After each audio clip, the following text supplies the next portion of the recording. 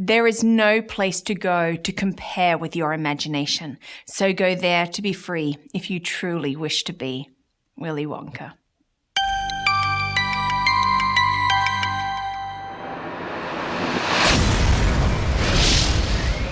Hey there, just interrupting this video to announce the winners of the Kindness is My Superpower t-shirt. We've decided that both Jennifer Esparza and Abigail Johnson are the winners. So ladies, I will be in contact with you about size and color so that we can get you your Kindness is My Superpower t-shirt. Well done.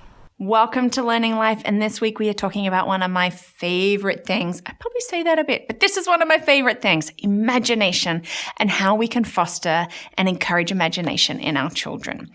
I think it's sad that we're seeing so many adults who just struggle with their imagination. It's like we almost sort of grow out of it. Let's be like Peter Pan. I don't want to grow up. Our imaginations are so important, and we need to be encouraging this with our children. The imagination is the golden pathway to everywhere. A great quote by Terence McKenna. Why is it important? Well, creativity, innovation, the world needs that. And that's how we get things created. And that's how things are innovated, because of imagination. And it starts when we are young. It also ignites passion. I love that. Imagination ignites passion. You know, what is it that we want to do? What is it that we could be? Our imagination takes us there. It also helps with problem solving, one of those good things that we also always need to be able to do. Our imagination helps with that. Today, I really just want to share some of the top ways that we can be fostering and encouraging imagination for our kids.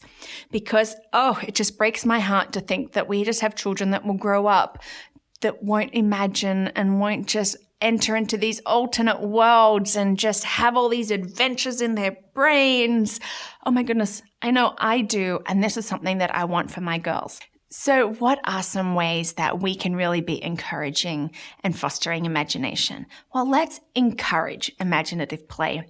Check out my blog and vlog on play-based learning. This is important. This is where we are not restricting or managing our children's play. We're not saying, you can't play with that, or you can only play with this.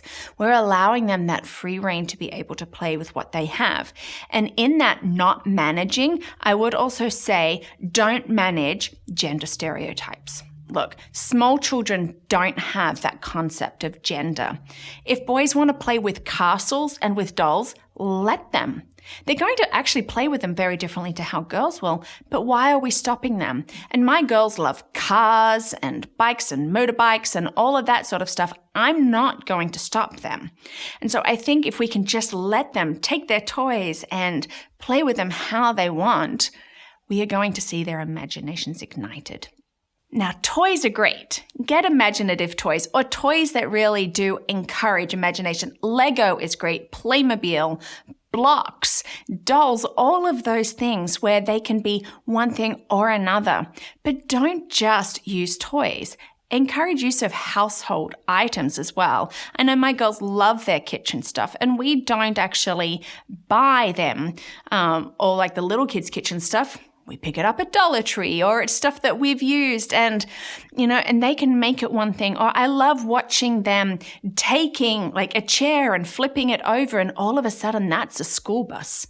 We can encourage by using all the different things that are around the house. What could we use this for? Let's use pots and pans as musical instruments. It is so much fun.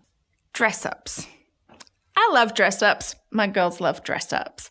And I'm not just talking about dressing up in like the costumes that we get for like Halloween and parties and stuff like that. Though those are great. I think the Wiggles say it best, dressing up is always fun. You can be anyone. And you can. Like in our dress-up box, yes, we have the princess outfits, but we also have like Irish bowler hats and shoes and scarves and bags and beads and all of these different things. And I think that's important that our dress-up boxes have just that variety. And I love my friend Nat in Australia. When her daughter was little, she would give her money to go to the thrift store, the op shop, and say, use this money to buy whatever you want for your dress-up box. And she had a fantastic collection. And And this is something that I'm going to start doing with the girls, saying, hey, here's the money. Pick out whatever you want for your dress-up box, because I want them to be whoever they want to be. And if they want to be a princess, that's great. If they want to be a tiger that day, that's great. They can be whomever, whatever they want to be. Big boxes.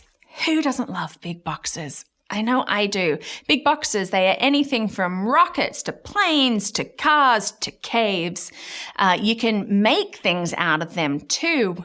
So you can check out my vlog, which has about how to make cardboard box houses, like dolls' houses. But they are so much fun. Let your children use them however they want to use them. Read a lot. I love reading. Reading is important. Reading is a gateway into other worlds. The science fiction, the fantasy, the magic of it all, where we can be just reading and transported somewhere else, where we can put ourselves in someone else's shoes. And this can springboard into other play. I see that with my girls.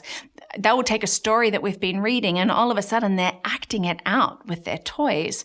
And I love that. And then it goes beyond that and it goes further. Or they take like the real life examples that they see and they take that and they make it their own. And don't forget to use all your senses. You know, imagination isn't just about seeing or seeing in your mind. It's about touching, it's about smelling. It's about, all of those different things. What can you hear? When we use our senses and we can talk about it, we can create great stories from what it is that we see and feel and hear and smell and taste. Turn off the TV. Now, I'm not saying all the time, believe me. We use our TV. It's important at times. But there are also great times. Just turn it off and just let them play. I know my girls will say, well, Mummy, can I watch a show? And I'll be like, 30 minutes. Why don't you go play? And 2 hours later, they are still having the best time making up all of these scenarios with their toys. So turn off that TV and just let that become a free playtime. Sing. Make noise. If you know me, I love to sing. And at some point, I'll introduce you to some of the songs that I have written for my girls. But you know what? Now they make up their own songs. They've written a song called Super Naked Man. And yes, they're girls, but they are Super Naked Man. And I love that. We make noise. We have days where everything is just an operetta and we sing it all. It is fun and it just gets our brains going. Above all, be silly. Be unhindered. As adults, I think sometimes we put the squash on our children's imaginations because maybe we're not willing and ready to step in there ourselves. Yes, I dress up with my girls and I will proudly wear what they sometimes get out for me to wear to the shops. I might look crazy, but I don't mind. I don't mind being silly with them. I don't mind entering into their imaginative play. In fact, we were at a beach and we were playing with the girls and then some other kids came up, these boys, and before you knew it, I was the seaweed monster and they're throwing things at me and I had the most spectacular death scenes.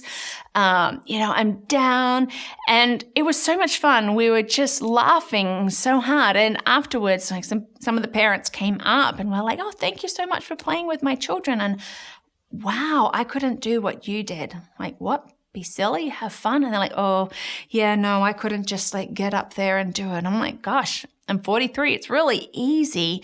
But I'm allowing myself that. You know what? I'm not going to actually really care that, there's all the other parents sitting over there. What are they thinking about me? Do you know what? I'm thinking about the fact that I am having fun and I am watching my girls imagine and just be daring and brave.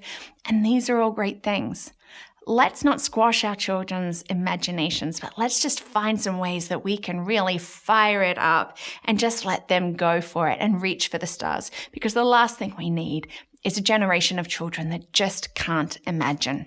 I'll have some more ideas in the blog post, so check them out. And if you've got some great ideas, why don't you share them? Again, this is what it's about. This is about learning from each other because this is a learning life. And if you like this, give me a thumbs up or subscribe and spread the word. And let's go and be imaginative.